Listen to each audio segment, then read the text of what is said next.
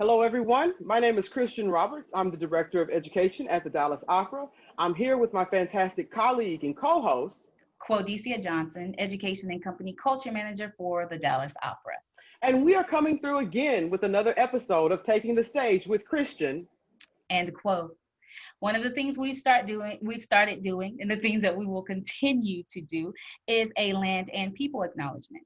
So we want to take the time to acknowledge that here in Dallas, we are on stolen land.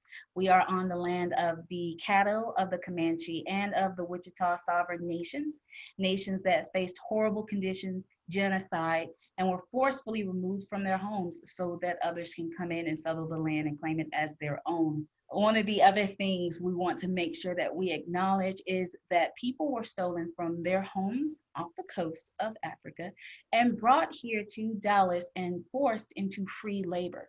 So Dallas is on stolen land built by stolen labor. We acknowledge these things because it is important in the work that is necessary for healing. It is important that we acknowledge truth. It is important that we acknowledge that those conditions still extend into how we live today. And while we did not create these conditions, we do have the honor, we have the responsibility, we have the ability to do what we can to help heal that harm and to help create greater connections going forward. And so with this, I acknowledge that we in Dallas are on stolen land, built by stolen labor, but not just Dallas, the entire nation is on stolen land. And what we have and what we are able to enjoy today was created by stolen labor. And so thank you for joining me with this land and people acknowledgement.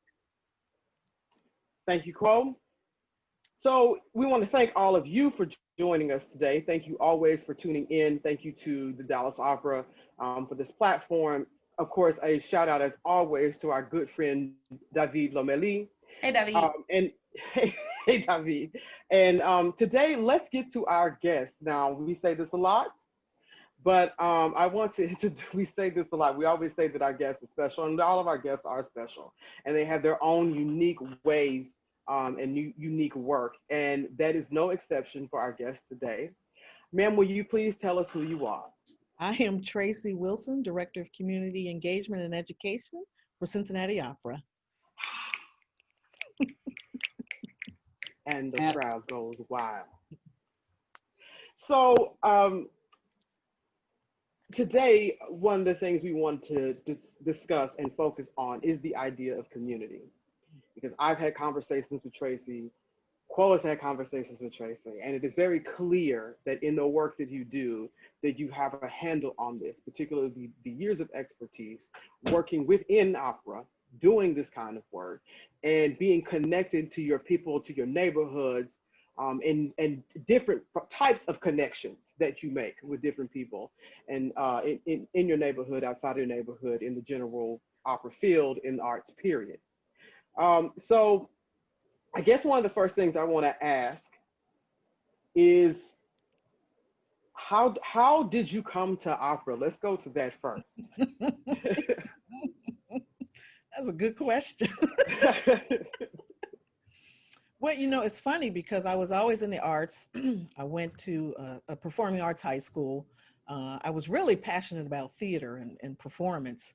And once in college, actually, I had worked for a number of different arts organizations, sort of part-time, doing sales things, worked for an independent company called SRO Consultants. So I sold tickets, subscriptions, and things like that for a number of different arts organizations in the Cincinnati area.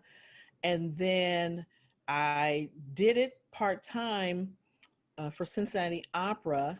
And then the guy who was my supervisor at the time was promoted to the development department, and they offered me a job. So originally when I started with Cincinnati Opera, I mostly did group sales, ticketing, things like that. And then they got funding from one of the local banks that wanted to start a community thing where we invited young people to come to see a dress rehearsal of an opera for free. And that's launched the Community Open Dress Rehearsal. And so our recently retired CEO, Patty Beggs, actually did it the first year. And I think as a joke, the second year she passed it down like, okay, you do this. And so the first year we had 300 students come to the community open dress rehearsal. The year I did it, we had more than 2,000 Oh, wow. from the community come to the dress rehearsal. And the difference was we did a little different. She did a great job with inviting kids who were music majors from local high schools. I took it a step further and decided to invite the children who actually lived in the neighborhood where our venue was, Music Hall. I invited those children and their families to come. And so I went out, set out, started talking to people, started understanding who they are as people, as a community, what their interests were. And that's how it all started. And it's so funny when I started that. So like I said, I really had more than 2,500 kids coming into Music Hall, which in a lot of ways freaked the opera team out because you don't know what to expect with kids who've never been to an opera before, or better yet, in that venue before. And so, you know, opera, there's standard protocol, you sit quietly, you applaud at the appropriate times, no talking, no eating, no drinking, nothing.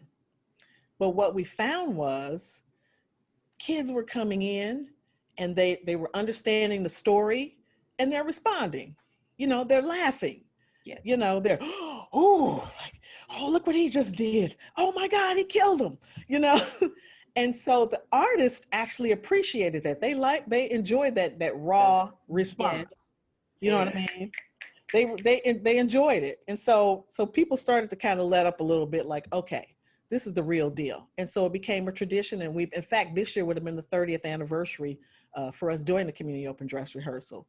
And it's amazing because now you have people who are adults who used to come when they were young, wanting to bring their children for that experience, And that was important to me because, like I said, Music Hall was in the middle of an organization called a neighborhood called Over the Rhine, where they were primarily low-income people. And it just killed me to see all of these kids that walked past the building every day, but who had never been in. And always wondered. It's so funny. I remember one little boy. It's like, what's going on in that building? And I said, it's opera. And he said, opera. He's like, I don't know nothing about opera, but I know who Oprah is. And I said, well, you want to come in and check out the building? And he said, can I come in? And I took him by the hand.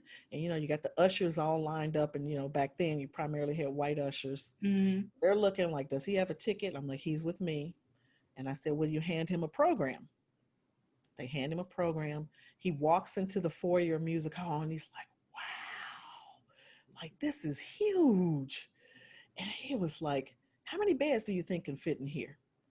Which is a valid truth because it was just so much space, And so I remember taking him in, and at that time we were doing Manon Lescaut, and I took him in and they were just starting the overture. And he said, is that live or is that a tape? I said, it's an orchestra. It's live. And so I walked him around. In fact, the company photographer was around. I said, take some pictures of him just so he has a memory of this. And we'll give him the picture, whatever. And it was so cute. It got to the point where it started getting dark. And I said, you know what? Somebody might be looking for you. So I'm going to send him home. And he said, tomorrow's my birthday. He said, I'm going to bring you a piece of birthday cake tomorrow. So I said, well, that's nice. And I was like, I didn't think anything else about it. So later the next day in the afternoon, I get a call from the receptionist to say, you have a visitor. I'm like, well, I'm not expecting anyone.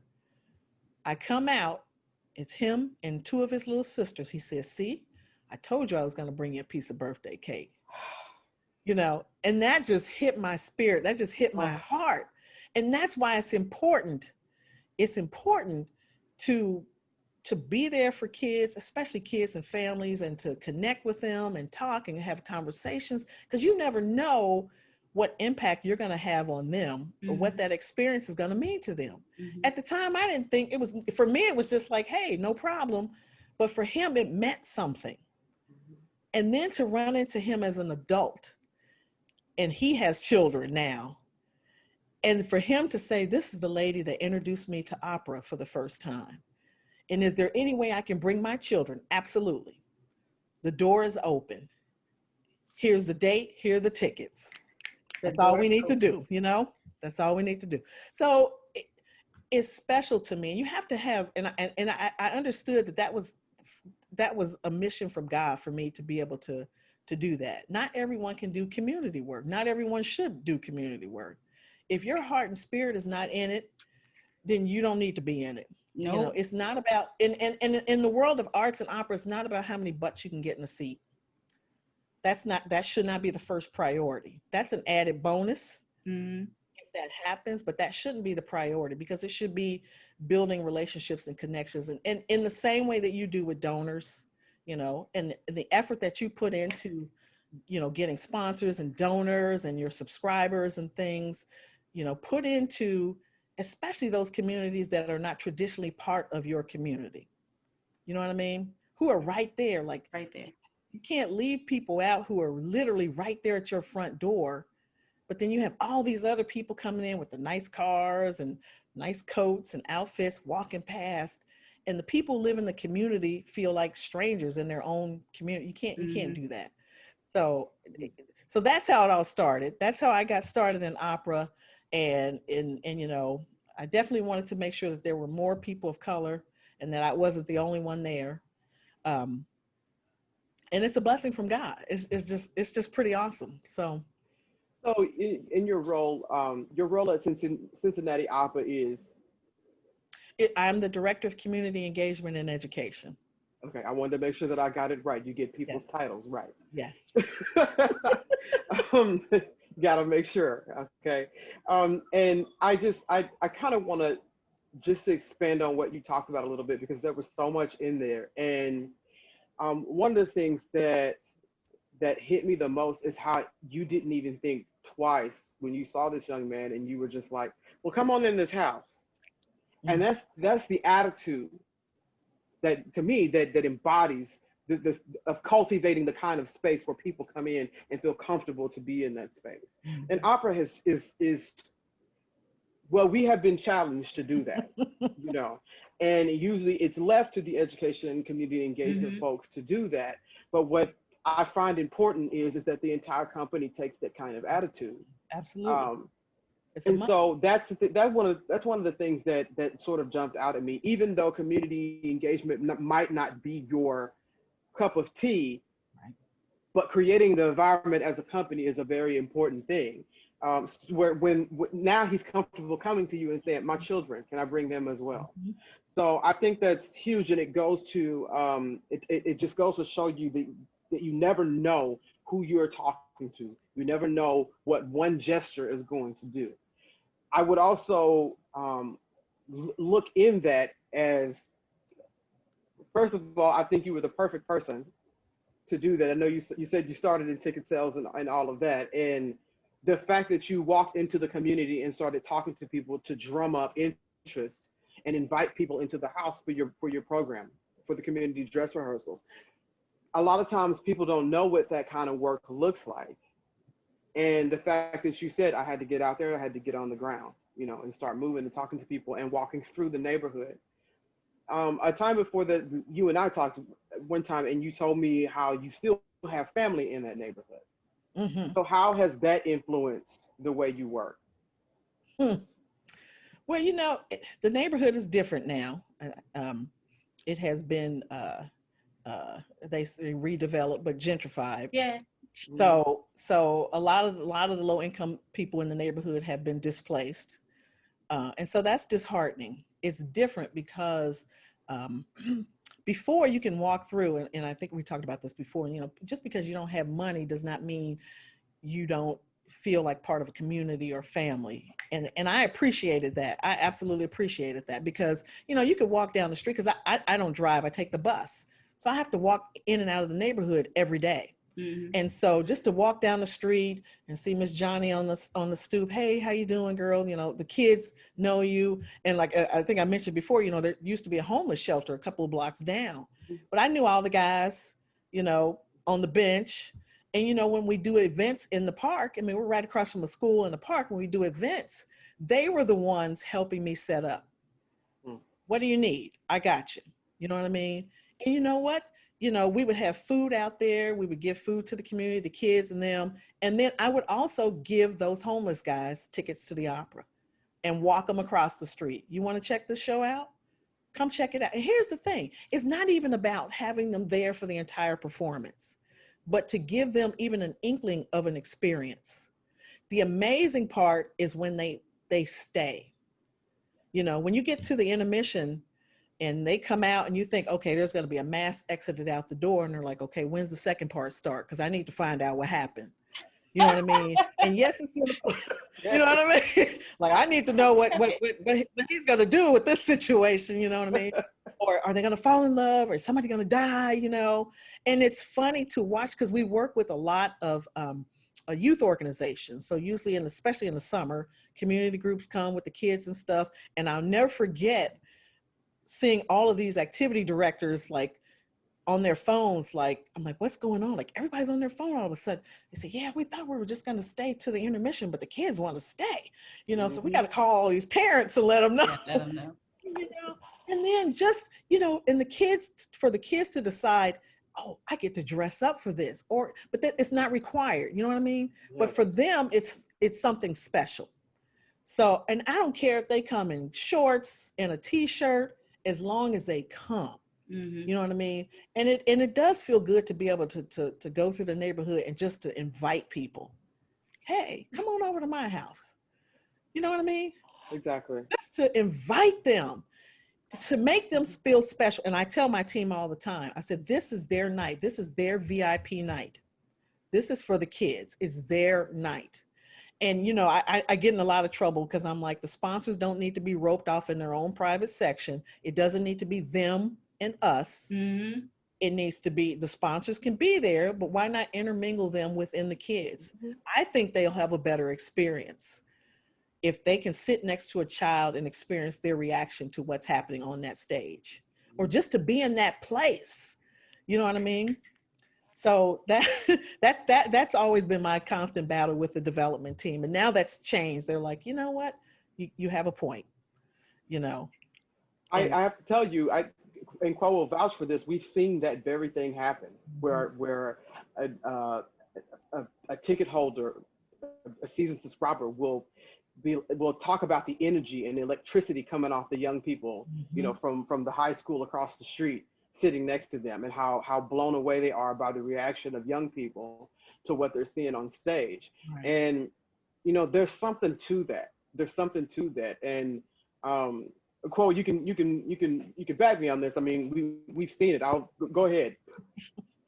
Well, I'm gonna just all of it. I'm gonna go all the way. Just in, because I just been over here snapping, just in so much of what you said, and I love the doors are open. The doors are open. Come on in this house in a way, but welcome, and what it means for people within a community to feel like this place is there for them, and not that they are being they're an eyesore, or that they are unwanted guests, or that they are causing an issue and messing with the ambiance and all of this nonsense that we have, because there's so much gatekeeping in this art form. So much gatekeeping in a lot of art forms. So much gatekeeping, and you don't belong here. You can't be here. And even your approach, it's not to say that you inviting that young man to watch the opera just changed his life and the art form saved his life or any of that. It was, hey, you want to come check this out? And even in extending tickets or providing tickets to other people in the neighborhood, the guys in the park, the homeless guys in the park, anybody else, it's not to say that you will be better if you participate in opera, but you are welcome as well. You belong here as well. This is here for you as well. Come check it out. If you like it, you like it. If you don't, you don't. But know that no is not an answer you should be receiving when you come to these doors. And to just approach it with real community, as opposed to gatekeeping, as opposed to, well, can you afford it, or stay over there, as opposed, you don't fit the aesthetic. As opposed to only assigning one thing, one label, one story to people. Right. seeing others as human beings. So I'm just snaps, all of it. Well, Yeah, all around. Like I think like you blew through most of the questions that we had lined up because you have already preached an entire sermon. We could cut the show off right here, and Benediction. we could wrap up, because and I think that what I do want to ask you, because, and I think you've touched on it, but what are some of the lessons that you have learned in community work? What are some of the things that you have picked up that you can sort of share with our audience and with us? The big one is not to take the community for granted. Mm-hmm. In a number of ways too. For example, typically when organizations engage a community, whether it's extra choir members or some other event, everybody wants your community members to do it for free. Community members have bills to pay too. Yep. You know what I mean? And so what benefit is it to that community member? I always talk about mutual mutual benefits. Mm-hmm. How is this mutually beneficial to the community member that we're engaging? What do they get out of it? Especially if we're approaching them and we want something. You know what I mean? For example, with Opera Goes to Church, we partner with a number of churches in the community, and the choir members volunteer their time to participate in this. But I always let them know how much I appreciate what they're doing, because they don't have to do this, because there are a lot of rehearsals, on top of their regular choir rehearsals for regular church services. They don't get paid. So I always want to make sure a number of things. Number one, that they are having fun, because if they're not having fun, then what's the point? Yeah. You know what I mean? And I make sure that they know how much I appreciate them. I do things, and it could be a meal, during a rehearsal. Most definitely they get tickets to come to an opera performance, especially if they have a major singer performing for Opera Goes to Church in their church. I make sure that they get to see that opera performance with that artist, because now they've met them, they've developed the relationship. You know what I mean? They're like this now. It's like, absolutely. You get to come. And it's so funny, for when we did Porgy and Bess last year, a lot of the choir members came to the performance because they knew Indra and they knew Morris, they knew all these singers. And the ushers came up to me as they were coming in. They said, "We noticed that all of these people are walking through the door and you're hugging them all." I'm like, these are all the choir members. These are people from the community. I know them. Mm-hmm. They were hugging me because they were appreciative and excited. They were so excited to be there. You know what I mean? And I have to share a funny story, just talk about how community is. So the final performance of Porgy, I'm sitting up in the balcony of the final performance, and there's a guy in the row, and it's quiet, and we're starting. And I swear some guy said, "Hey, isn't that the dude that plays drum set at Allen Temple?" And I about fell out, because they were talking about Morris Robinson. Because when Morris is here and he's at Allen, whether it's for Opera Goes to Church, he's playing drum set for the choir. Okay? Emmett Ford played piano for the rehearsal that he was singing in, because the pianist got stuck at some other gig. Emmett like, "What's the song? I got it." See, that's Yeah. What's the song? I got it. What's the song? Right. Oh. And here's the other thing too. We're headed to an Opera Goes to Church rehearsal. So Morris, myself, and one of our associates, we're in the Wendy's drive-through. Okay. So my associate has a small car. So Morris was feeling a little uncomfortable. So he got out of the car while we're waiting on our food, right? And we see this car circling the parking lot. Now, mind you, Morris Robinson does not live in Cincinnati. Okay. Car circling around. This lady circles back and she said, "Hey, you're the opera dude." And I'm like, and she said, "I'll see you tomorrow at the concert." Right? And I'll see you tomorrow. Yes. Yes. That's when you're not only touching people, but they feel comfortable enough and feel like you're part of the community. So Morris can come now and go to the barbershop and people know him, and whether it's Jackie Eccles or Angela Brown, there's so many. And the blessing is that they as artists, because it's important, because I can't do it without them either. And the blessing is that they say yes because they get it. Mm-hmm. They get what we're trying to do. And for them, especially when they're doing Opera Goes to Church, a lot of them enjoy the opportunity just to get back to church. Mm-hmm. Get back to church and just to be them and just to be able to share what's on their spirit and on their heart, to give a testimony. You know, they don't have to worry about it being a recital, you know, and because the audience is connecting and engaging and responding. You know what I mean? Yeah. I mean, we had a concert once. I don't know if you know who Luther Lewis is, but he's an amazing tenor. Mm-hmm. But Luther is literally in the middle of a song and like a transformer blows, lights go out. Not one person left that church. Luther didn't miss a beat. He kept singing. The crowd went nuts.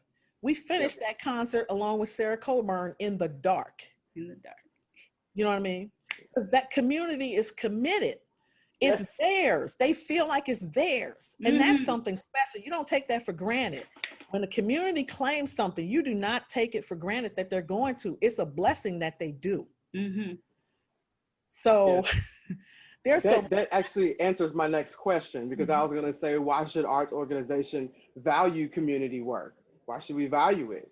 And I think you answered, but if you want to elaborate more on that, please, by all means.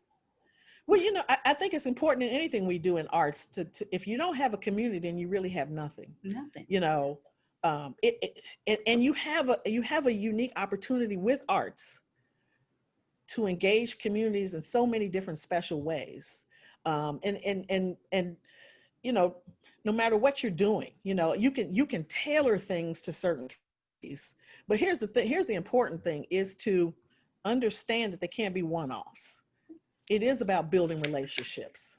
It is about the future. I mean, look at where we are now. You know what I mean? A lot of the arts organizations, especially opera in the realm of art forms, typically caters to an older crowd. You know, unfortunately, those people are going away. You know, we're getting older as people. We won't always be there. So you have to look at that next generation and the possibilities and how to build connections in communities. And we're looking at different ways to do it now, especially in light of COVID. How do we still maintain those connections with our communities? You know, how do we, you know, you guys know this in the realm of education, for example, how do you continue to work with the school and make it relevant for them? Ask them what they need. Ask questions.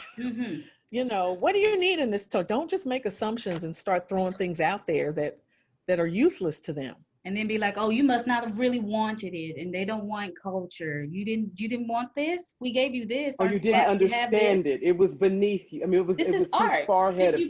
You should be grateful that we gave it to you. Yeah. You know, you have to make the investment. That's the key thing. Because we've all heard it before. Like, well, we did this and they didn't come to this. Okay, well, people know when you're just doing things for the sake of, oh, I got a grant to do this. So, you know, well, this organization's asking me to report on this, so we have to do this. No, people see that. People see it. They know when you're trying to use them for something. You know what I mean? Yes. So especially if it's a neighborhood or a city or a group of people who are used to broken promises. Right. Absolutely. Absolutely. You know, we had a situation, there's a community right next to our venue. And one of my arts colleagues asked me, I don't understand. We've been trying to connect with them and we have all these things we want to do and provide all these arts opportunities for them. And I said, they're not worried about you right now. They have a stadium that's being built in their neighborhood. A lot of people have just gotten displaced. They're trying to figure out where they're going to live and they're fighting for their houses. So the question is, what can you do to help them? Are you advocating for them? You know, what are you doing? They're not worried about you as an arts organization. That's not what they need right now. Right. You got to get in there and ask them, how can I help you? How can I be of service? And then you have to be willing to be of service. That's important. How can I be of service? You know, it should not always be about how can we get you into our venue? And you have to go into the neighborhood. That's the other thing too, because I think a lot of times it's like, how do we get these people into our venue? No, how do we go out into their neighborhoods where they are? How do we make it easier for them? How do we make it accessible for them? You know, it's so funny because back in the day, before all of the gentrification, the neighborhood that we're in was considered a dangerous neighborhood. And so people from the suburbs were afraid to come down. Okay, and I get it. But, you know, let's go to them. Let's if people aren't comfortable, let's go to them. Some people don't have the means of transportation to come to where we are. You know what I mean? And a big place, a big hall, you guys have a big opera hall. Sometimes that's intimidating just to walk in that place and like, oh my God, like, am I going to dress the right way? Am I going to say the right thing? You know, am I going to get lost in this big building? But, you know, if you go to, you know, the neighborhood park or the neighborhood church or even the neighborhood grocery store, pull up in a parking lot and give a performance, man. And then let kids come and touch and feel, you know, if you have costumes or whatever, everybody likes to dress up. I mean, there's so many simple ways to engage that, you know, don't even cost a lot of money to do, you know, but the investment of time, the investment in time, the heart and the spirit, and then the ability to listen. Come on. It's a long game. We say it all the time. It's a long game. And even without it being a long game, it's the real game, right? It's the real game. This is what's real. And this is the real part of what this means and what our art form means for us here in this space and what it means when we are connecting with communities and truly connecting. And then this extends beyond color. So this is not just they're talking about it because they come from similar experiences. No, this is human beings connecting because this is It's just about human beings. That's right. It is. And I mean, and I like bringing different people from different cultures together too. Right. Yes. You know, creating experiences that all people can go to and feel comfortable or experience something new, learn something new, experience some familiar things. And that's one of the special things even about Opera Goes to Church is that all kinds of people come, white, black, young, old, cross generations. And it's so much fun because, you know, you get a ticket, but you don't have a reserved seat. So you sit shoulder to shoulder, and you know the ushers in the church don't play. No, they don't. You're gonna move over and let somebody sit down. I said right here, man, right here. Right. Exactly. Bless you. And for me, it's really special to even hear white patrons come and say that is my all-time favorite thing is Opera Goes to Church. You know what I mean? I love it. When is it going to happen again? That just blows me away. And that happens for a number of reasons. Number one, they feel welcomed in the church. And no matter who you are, where you should always feel. If you can't feel welcomed in the church, there's a problem.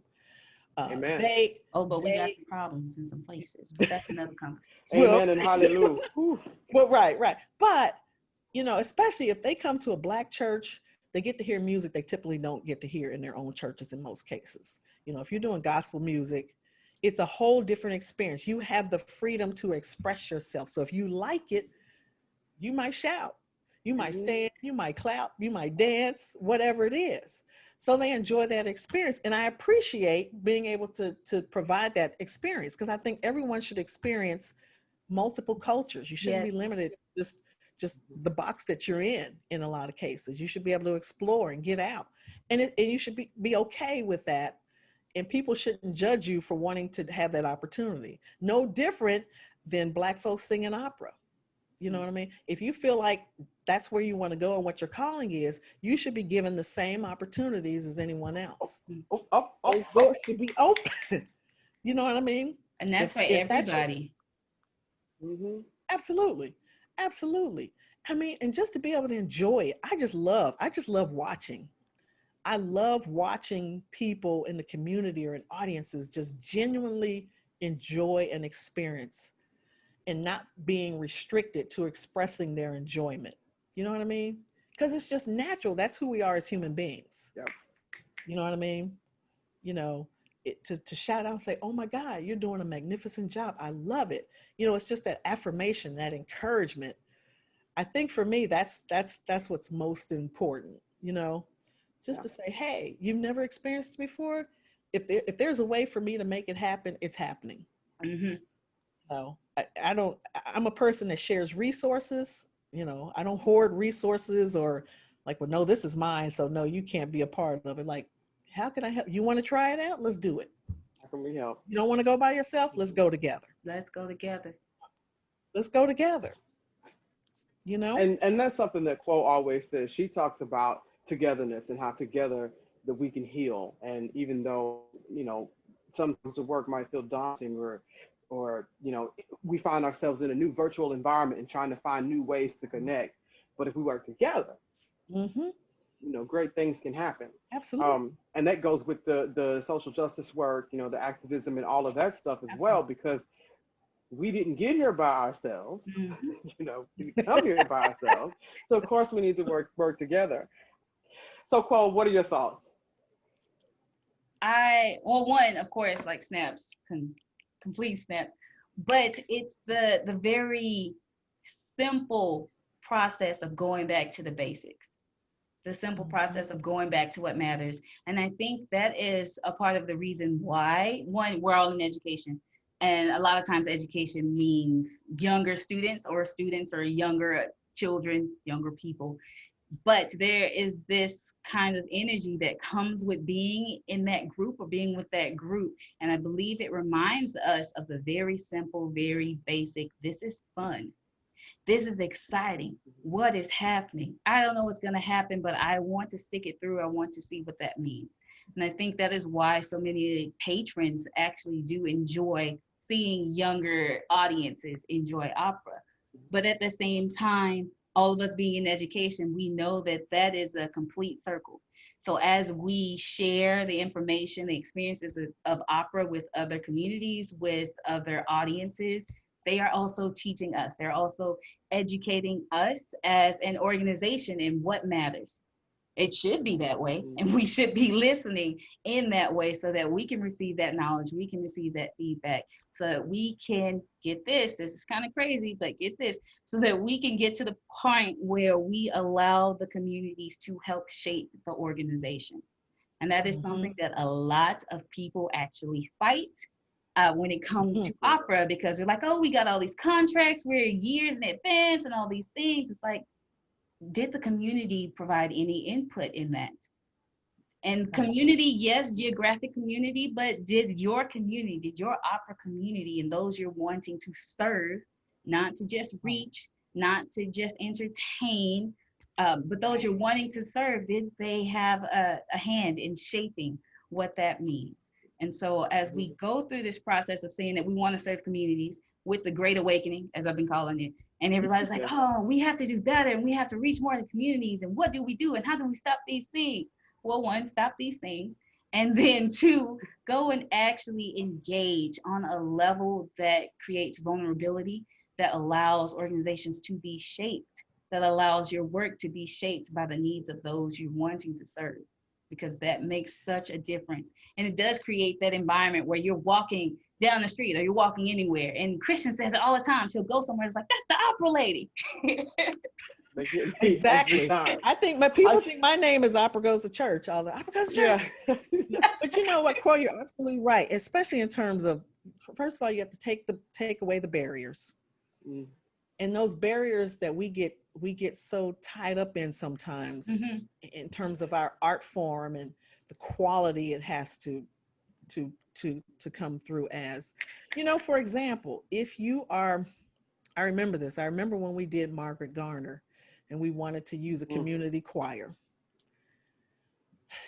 There was such a challenge working with AGMA, and understandably so. They want people to pay, but you have these people from the community who, they don't have the money for AGMA dues or what. And so it took a lot. I mean, we worked it out. We did work it out, but it took so much. But you have to go through so much to do something awesome.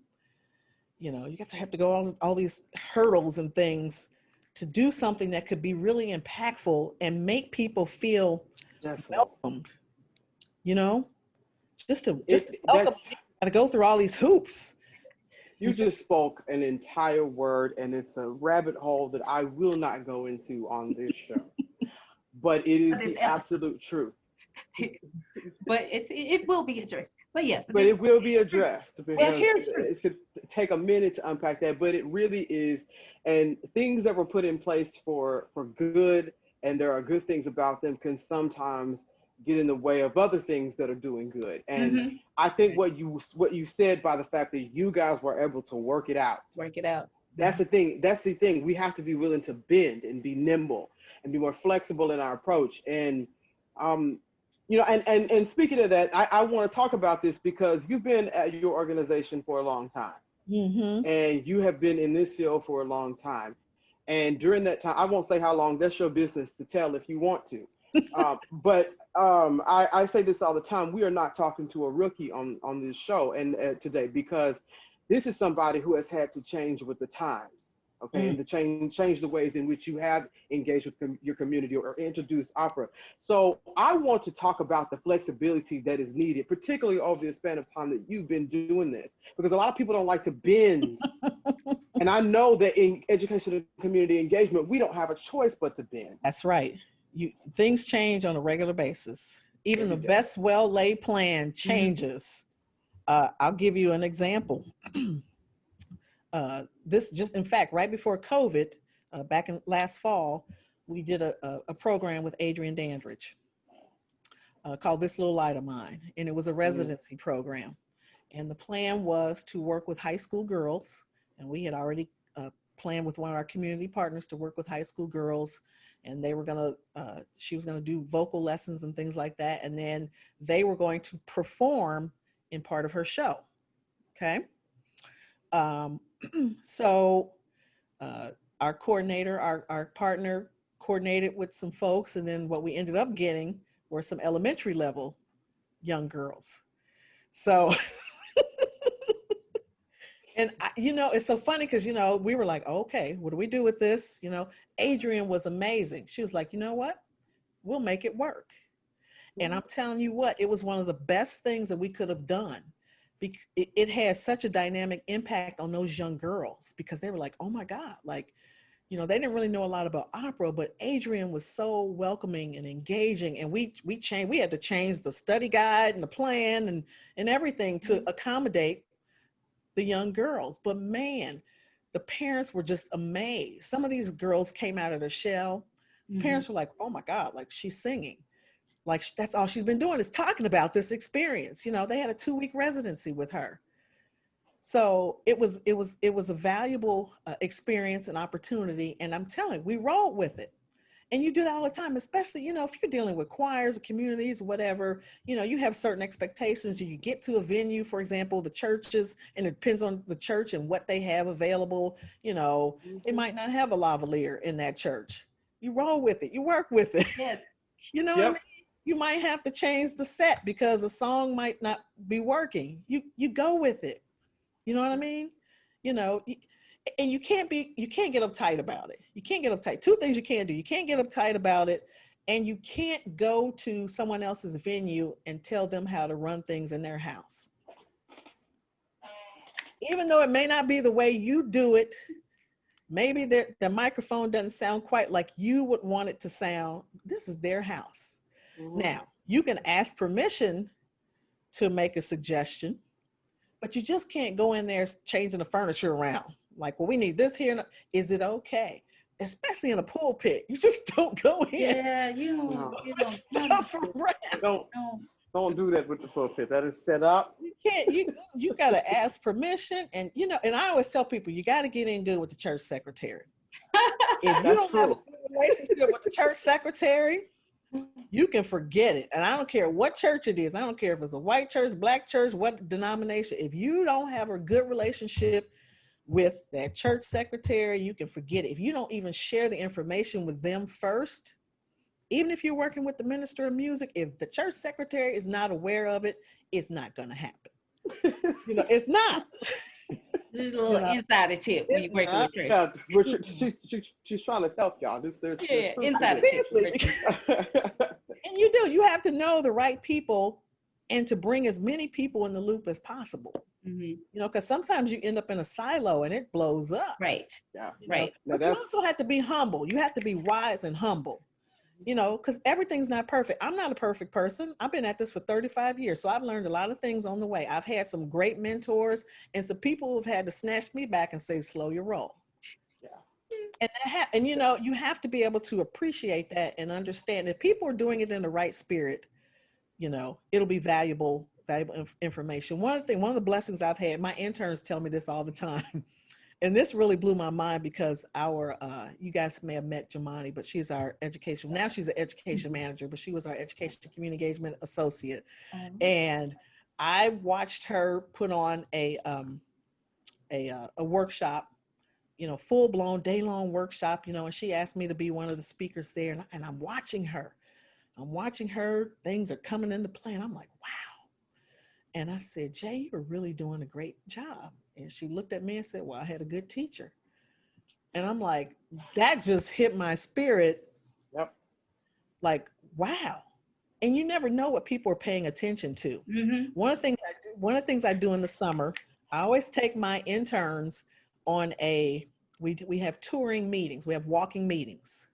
And what that means is we get out, we walk through the neighborhood, we run into people, we go into the establishments, and they always say, how do they know exactly what you want on your sandwich? You know, because I come here a lot, you know, we talk a lot, you know, do they allow you to just walk into the school? Well, yeah, we're going to go in and talk because we're doing a partnership here. So we're going to go talk to the principal here, you know, or, you know, well, how do you know this guy over at the church? But I introduced them. Here's some of the people you're going to be working with this summer, and you need to know where they are. They need to know you. They need to see your face. You know, you need to, technology is great in one way, but one-on-one, face-to-face is awesome. Because there are certain things you can't pick up sometimes in a text or an email that you know for sure when you're face-to-face with someone. I'm old school that way. You know, I need to see you. You know what I mean? No, there's truth to that. And even in the world of Zoom and, you know, WebEx and Google Meet and everything else and FaceTime and all of that, there's just something to be said about the energy you create with the person when you're in a room with them one-on-one. And we even know that from the live responses you get from opera performances. There's something that the audience bring, the energy that they bring into that space. So it's just that kind of electricity. So no, you're definitely spot on with that. There's just something about that. And I don't know about you guys. Do you guys get the pressure of creating data, providing data? You know, you want to know statistics. But here's the thing: when you're doing community work, it doesn't always roll that way either. You know, for me, some of the best feedback are testimonies. Yeah, you know, testimonies. You know, and yeah, you know, you do surveys and what have you, but. And, you know, people like to calculate it by how many of these people came to a community event and then came to a main stage performance. Yeah. I still think it's nice if they do, but that shouldn't be your priority because you're still making impact in the community. So you still have an audience. It's just not in your main venue for your main stage. And that's just as important. You know, and we also have to teach people that community engagement and education are not the stepchildren of your organization either. So, you know, if you want them to be successful, because it's necessary, it's a vital part of your organization. It's what most funders want to provide funding for. Unless I check the service organizations, but you know. Yes. Service. Absolutely. Service. Absolutely. Not-for-profit organization, unless I check, but you know. Come on. Exactly. So let's speak on it. So you need to put the resources and the investment. You need to invest and understand an investment is time too, and it takes time. It doesn't happen overnight. It's not a drive-by. It's not for the faint at heart. It's not a drive-by job. And if you don't care enough about the people in your community and getting to know them and building relationships and understanding what their needs are, and I'm not saying you can provide everything for them, but in the realm, but why not discover? Why not get out there and discover what's possible? And you'll be amazed. You'll be amazed. You know, you bounce off of each other. Sometimes you're sitting in the coffee shop having a conversation. It's like, oh, wow, what if we did that? Oh my God, that would be great. Well, we can do this, this, and this, and we can do this. Let's bring it all together. And then like, you have this amazing thing. And hey, it happens to be centered around opera. Like, how did that happen? Into the round opera. You That's know? it. That's really that's it right there. That I was gonna say ask if you had any advice to others, but I think you just gave it all. I mean, really, it doesn't get any clearer than that. And yeah, I got snaps. That's all I got because Yes. again, folks, we could wrap here. We could wrap here. And we are coming close to the end. But the thing is that but I do want to ask this because people say community is great, but it's we need a return on investment. Mm. We need a return on investment. And not realizing that all returns on investment they don't all look the same. Right. And the reason why I bring that up is because the question that I get, and I know Quo has heard, is what are the benefits of community engagement and education? So I'm gonna let a veteran tell us what the benefits are. Well, some of the noticeable benefits that I've seen over the years are better communities in general, just in terms of how people respond to one another, just in terms of engaging in other arts. Like I said, I see a lot of people that were young when I first started doing this who are now bringing their children and sharing those experiences. It's opening up the doors for creativities and possibility and exposure to things that maybe they have not been exposed to before, and now they have a greater appreciation for it. And yes, maybe down the line they'll buy tickets to something else. I talked to someone yesterday. I had no idea. She's like, yeah, because of an earlier experience, I go to the opera at least twice a year now. I'm like, wow. And this is just a woman from the community.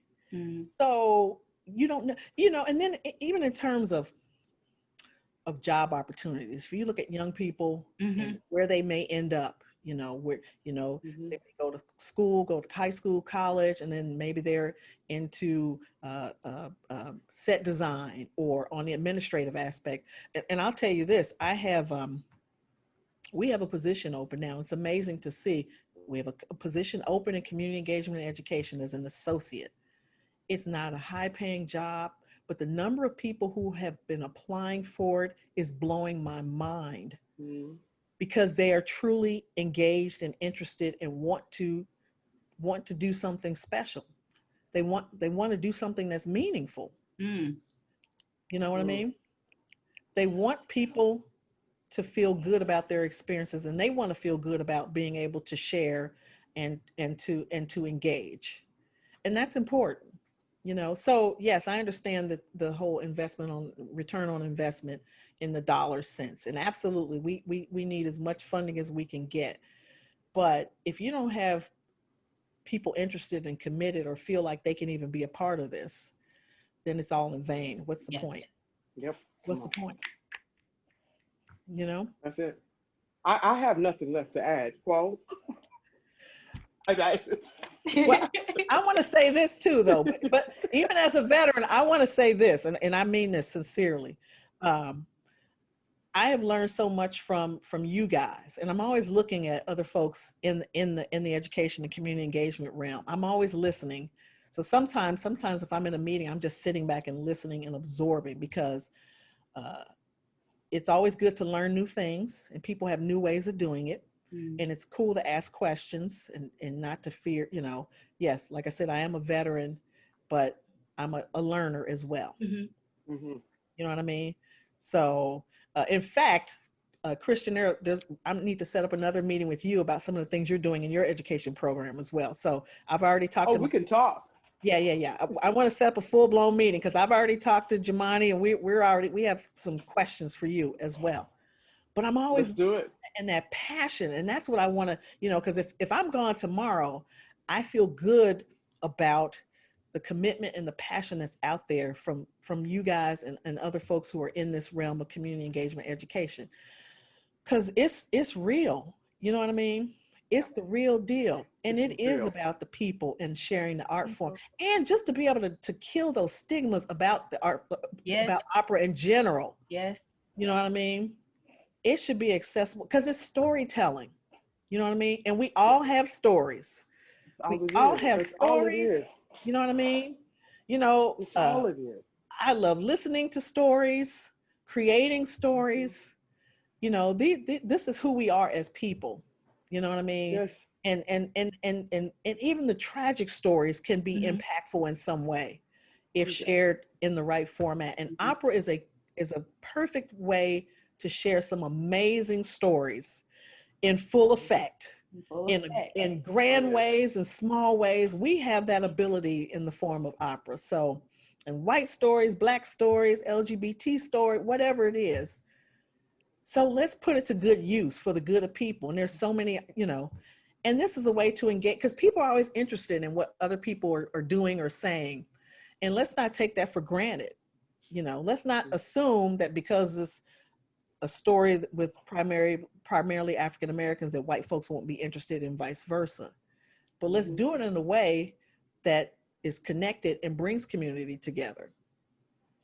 You know, let's 100%. 100. Um, I mean, so I guess this is normally where we would go to our positive notes as we start to wrap up. So I'm going to turn it over to Quo with positive notes, and we go to our call to action. I believe Tracy has given us plenty, but I never want to leave without sort of wrapping things up and bringing it back to why we started this show and what we can gain from learning from one another. So Quo, please, if you will. Positive notes. I mean, we could be like, okay, listen to Tracy. And that's it, because she just gave us so That's many just in this last moment. Positive notes to add to all of the amazing things that Tracy has already shared with us is that community means you are welcome. Community means that you are here, you are supposed to be here. This place was created with you, by you, for you, with all of us in mind. And as we, as organizations, as arts organizations, as different organizations in different fields, as we strive to correct some of the issues that we've been dealing with for a very long time, or some of the new issues, center community, because that is what provides the support, that is what provides the purpose, right? We quoted Chadwick Boseman last week. That is what yes. provides the purpose, that is what helps provide that meaning, to do something that matters, to do something meaningful. Because otherwise, we just end up holding hands together in an empty place, still telling ourselves that opera is so great that everybody should love it. And so we want to be mindful of what that means to create community in a way where it is okay to make mistakes, where it is okay to grow from those mistakes, where it is okay to learn together from those mistakes, and then where it's okay to celebrate one another in a way that actually provides true connection. So my positive notes are, know that as we all come from communities, as we all have our idea of what community means, that it means nothing if we're not allowing ourselves and others to be shaped by one another, if we're not allowing our art form, allowing opera, allowing other art forms to be shaped by those who really, really have something to share, by those who have a place in it. And that's everyone. So my positive notes are always, you don't need to do it alone. Center what matters as we're doing this work, and then start to be bold enough to consider what it means to be shaped by your community. Absolutely. And I say thank you, Tracy, so much for joining us today. Thank you for your words of wisdom. Thank you for being a person who has stood in the door so those of us who are younger can walk through. We appreciate that.